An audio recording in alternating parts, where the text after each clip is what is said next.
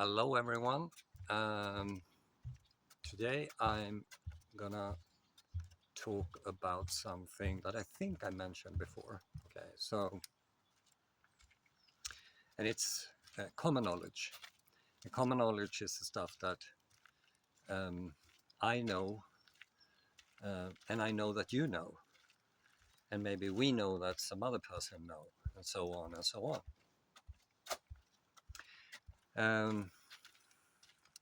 So, for example, common knowledge is that the Earth is round like a football or something, and that the sun is the center of the known solar system. We kind of know that, and there's evidence to prove it. So that means that common knowledge can also be stuff that is not proven to be true. Okay, but then there is a special category for people like me who have conducted research for 25 years, and that what I coined the term common academic knowledge. And I think that's a special case for things that people like me, geeks who think about things and stuff like that, should um, have knowledge about, and should also have common knowledge about. So, for example, the other day, there's a big issue in the academy, and that's about politicians and administrative managers think that there's too few women in science, technology, engineering, and math. And this is typically abbreviated as STEM. Maybe you heard about it because sometimes it's in the news.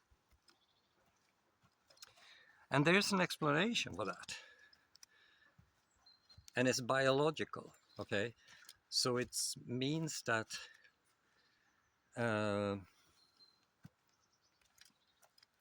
due to millions of years living as hunters and gatherers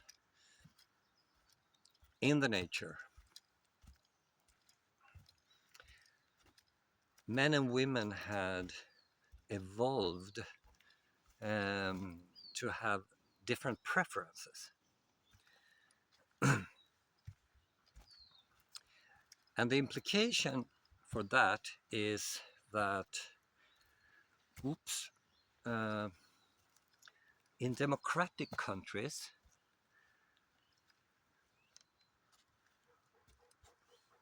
women tend to avoid STEM, as opposed to autocratic countries, where more women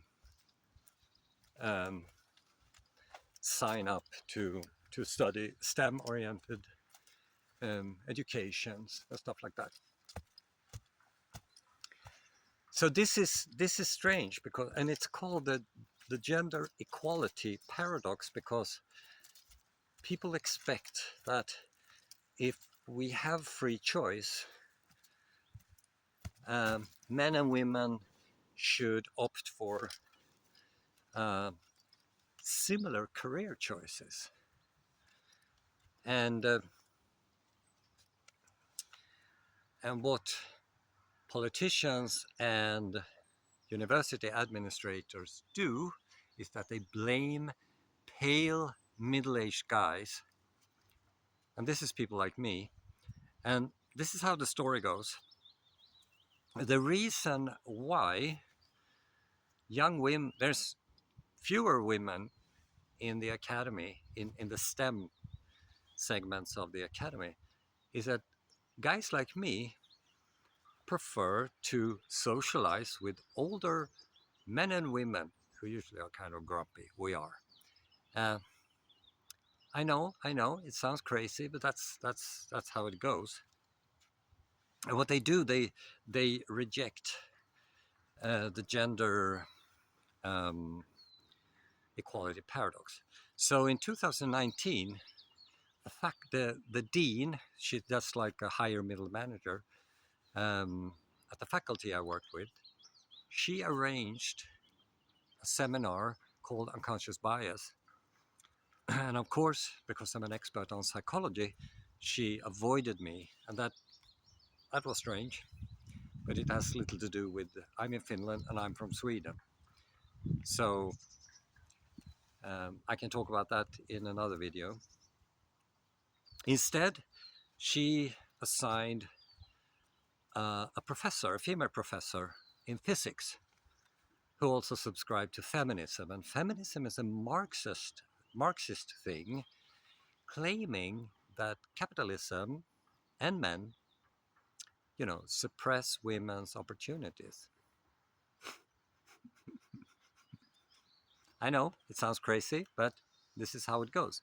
And I asked this physics professor if she knew anything about how the mind works, and she replied, I don't.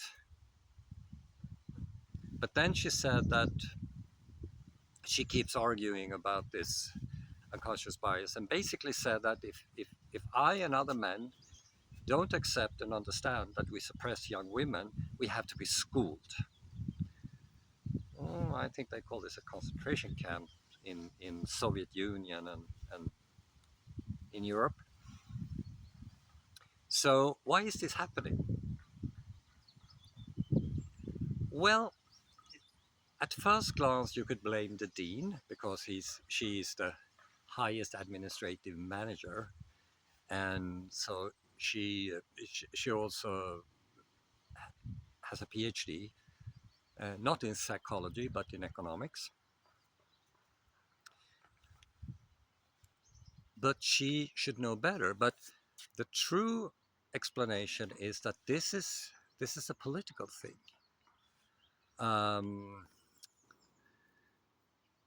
So during the 1990s, the university management changed from decentralization and research-based operations to something called new public management. And instead of just allowing academics like me to do whatever they want, which is actually the best way to go about, they now demanded utility for the market. So if you went on doing a research project, there must be an expected utility for the market. Oops, that has never been good for anything actually, but this is very hard to explain. So of course she was influenced by the political movement because politicians demand this, and she went on the political correctness bandwagon, so to speak, which I think is wrong. But anyway, so they had done similar things before this. For example, claiming that livestock has a bigger impact on the climate compared to transportation. Common academic knowledge point in the opposite direction. They also claim that consumption of meat causes colon cancer. Common academic knowledge point in the opposite direction, and on and on and on and on. So, what did the study say? And what did the study say? Well, I took a look at it, and it didn't say that. It didn't refute the gender equality paradox. What it said that our study point in different directions is heterogeneous. So some part of the study confirmed, I think it was like that, the gender equality paradox, whereas other part of the study refuted it. But the bottom line was, or the take-home message, that there's a need for more thorough investigation into the matter. So when the university has been doing this for a while, what happened? Well, in 2022, anonymous researcher, it wasn't me, I was out of the university at that time, contacted the biggest tabloid in Finland, Helsingin Sanomat, claiming that this dean had suppressed freedom of speech. This is the worst thing you can do as a manager for an academic institution.